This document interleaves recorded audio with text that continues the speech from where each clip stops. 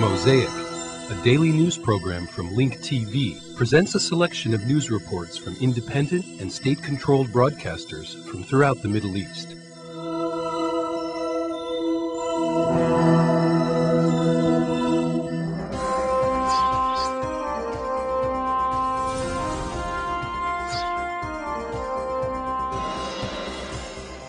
A U.S. base and an airport in the northern Iraqi city of Mosul came under rocket attack while Iraq's interim Prime Minister Iyad Allawi was in the base, and gunmen fired on a bus carrying workers to Baghdad airport, killing 4 people and wounding 11. U.S. tanks and warplanes bombarded the city of Fallujah, but there was no immediate word on casualties. In Baghdad, militiamen of the Shiite Mahdi army have been handing in weapons on the last day of a cash for weapons exchange program. Meanwhile, Britain announced it would redeploy hundreds of its troops from their relatively safe base in the south of the country to an area near Baghdad upon a U.S. request.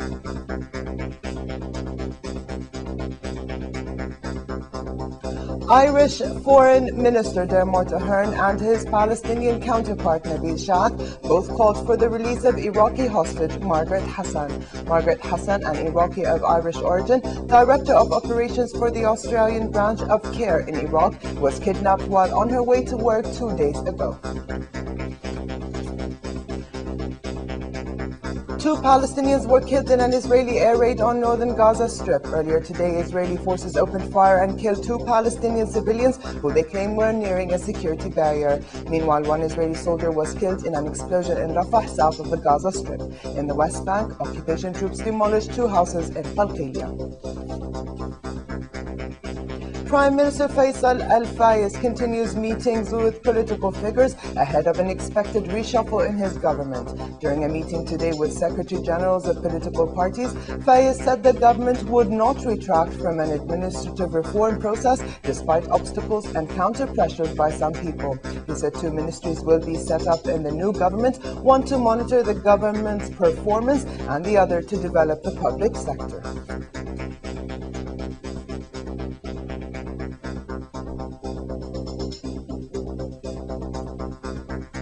Lebanese President Emil Lahoud named lawmaker Ahmad Karami as Prime Minister and asked him to form a government after the resignation of Prime Minister Rafiq al-Hariri. Hariri resigned yesterday and declined to head the new government after sharp differences with President Lahoud. Karami's appointment could provide a united administration that strongly backs good relations with Syria after years of bickering between Lahoud and Hariri paralyzed the government.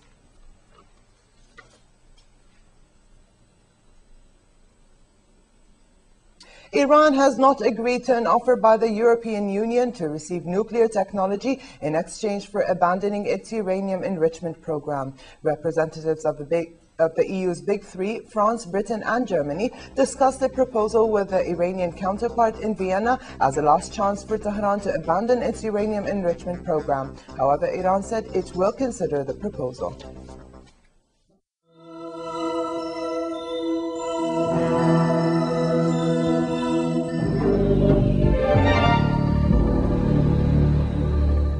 The Syrian capital is closely following the political situation in Lebanon as it unfolds. Meanwhile, the Syrian ally is still refusing to form a new government. Syria denies any involvement in the selection of a prime minister. There are reports indicating that Syria has encouraged a dialogue between Lebanese politicians outside of the political circles of Ba'bada, thus opening a new channel with Turkey in anticipation of any conflicts between the opposition and the government. Syria's official position is to remain neutral and wait for the outcome. Meanwhile, its ally Rafiq al-Hariri refused to participate in forming the government. Old files between competing factions in Lebanon were a source of a nuisance to Syrian officials. So, they decided to keep a distance from the 3 branches of government: the executive branch, parliament, and the government.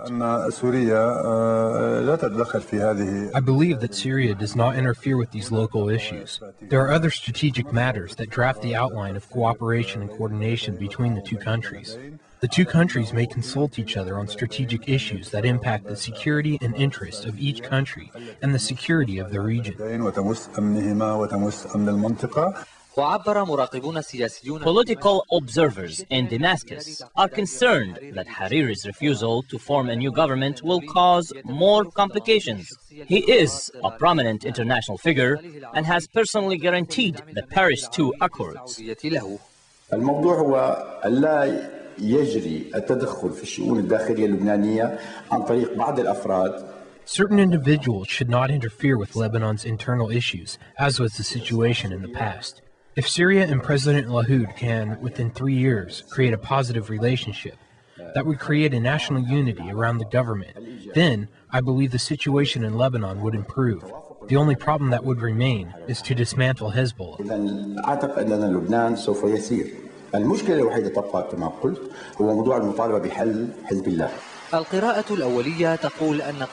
Initial examinations revealed that the opposition embodied in members of Qarnat al-Shawan, the democratic gathering bloc headed by Wali Jumbalat, and the Christian opposition of Aoun and Jaja supporters will collaborate with al-Hariri.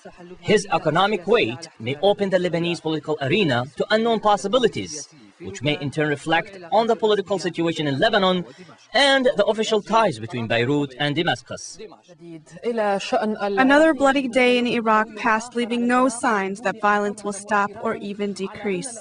Many Iraqis continue to die in airstrikes, explosions, and confrontations between armed groups and the coalition forces. The bodies of 6 family members were pulled from beneath the rubble of a home in Fallujah, which was destroyed during an American air raid.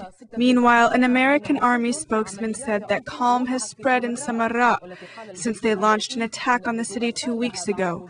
Nevertheless, 6 people, including a child, were killed recently in violent acts. Once American planes launch their missiles, it takes them only a few seconds to reach their targets in Al-Fallujah. This time, these few seconds were the last seconds in the lives of 6 family members. The bodies of the mother, father, and their 4 children were pulled from beneath a home that was hit by American planes. The American army said that the home was one of 2 buildings that were targeted by the military planes. It turned out that the other building was a girls' school. The Americans justified the airstrikes by saying that they suspected that Abu Mus'ab al-Zarqawi's supporters were staying there. Every day, the Americans use the same justification to launch more air raids. While residents in Al-Fallujah keep on reiterating that they know nothing about the Zarqawi, their homes continue to be hit by American planes and they continue to get killed. Why did they hit the family and children while they were eating their last breakfast before they start fasting? Do they really think that Abu Mus'ab al-Zarqawi was dining with them? Brother, this is not right. Families should be safe here, but the Americans keep targeting this area, using the Abu Mus'ab al-Zarqawi excuse. مع ذلك تظهر القوات الأمريكية أنها تعي ما تفعل وتقول إن قصف الفلوجة شبه اليومي. The American forces insist that they know what they're doing. They say that the daily strikes on Al-Fallujah have eliminated many of Abu Mus'ab al-Zarqawi's supporters and degraded their ability to carry out attacks. However, the Iraqi fighters respond with more attacks, and this is one of the recent ones. A huge explosion caused by a booby-trapped car that shook Haifa Street in the heart of Baghdad. After the thick smoke was gone, it became clear that the target was an American military convoy that came to support an Iraqi National Guard unit that was exchanging fire with armed resistance fighters. Previously, a suicide bomber targeted an American and Iraqi joint patrol unit. He exploded himself near the unit as it was about to exit on a road that leads to the international airport in northern Iraq. He was the only one that was killed in the operation. 4 Iraqi police officers and 2 American soldiers were injured. After the attack, the American soldiers panicked and opened fire randomly on nearby homes, killing a 15-year-old child. Amid the killing, air raids and explosions, the 2 Egyptian hostages who worked for a communication company were released. Meanwhile, employees of the CARE International humanitarian agency are living in fear and agony after kidnappers announced that they will not release their colleague, the Iraqi British citizen Margaret Hassan.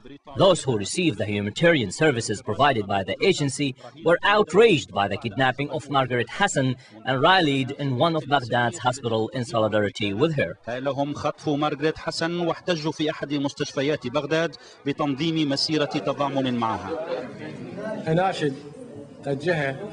I urge the kidnappers of Mrs. Margaret to free her. She helped rebuild this hospital after it was destroyed in August 2003. At the time, there were no hospitals that we could go to. Her charity efforts are behind the existence of this hospital. She was kind and